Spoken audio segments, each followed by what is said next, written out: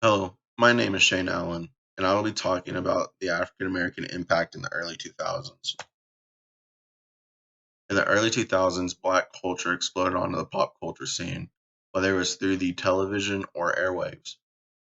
Trends were started left and right that were based on Black culture through the explosion of hip hop and R&B that finally became widely acceptable. Then, by the late 2000s, Black culture was starting to make a global impact and grew into the giant that it is today, where stars such as Drake, Rihanna, LeBron James, and others are so influential that not only can they set trends, they can also use their influence to enact change even in the political and social setting.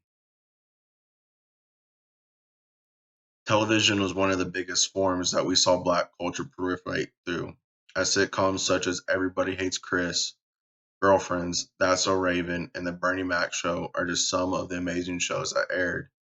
Through these shows, not only was the nation entertained, but we were also able to see life through another's perspective and catch a tiny glimpse of what life was like for those of color. One show that I watched a lot of was Everybody Hates Chris, and while the show would have a mostly comedic tone, when you sit down and look at the show, you can see that it also tells a story of racial and class problems in America. The audience was able to see the struggles and tribulations that the lead Chris had to face in his young adolescence, whether it was finding his sense of self, racial discriminations, and typical stereotypes. When talking about the acceptance and expansion of Black culture, it is impossible not to talk about hip hop. The new sound it embraced in the early 2000s played a role in this as it moved from the heavy gangster rap and embraced the crazy flow, high energy, sophisticated samples, and newfound confidence that we are used to today. Though it'd probably be nowhere near as dominant if it were not for the brilliance of people such as Kanye West, Jay-Z, 50 Cent, and Beyonce, who were able to create music that could reach everyone and be appreciated. In conclusion, the transition from the 90s to the 2000s saw an explosion of African American representation in the pop culture scene of America.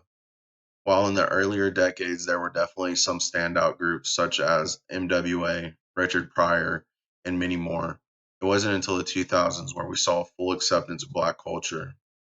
After that, it took off from setting fashion trends, dominating airwaves, and introducing to everybody to what it was like to grow up in America through captivating TV shows and sitcoms.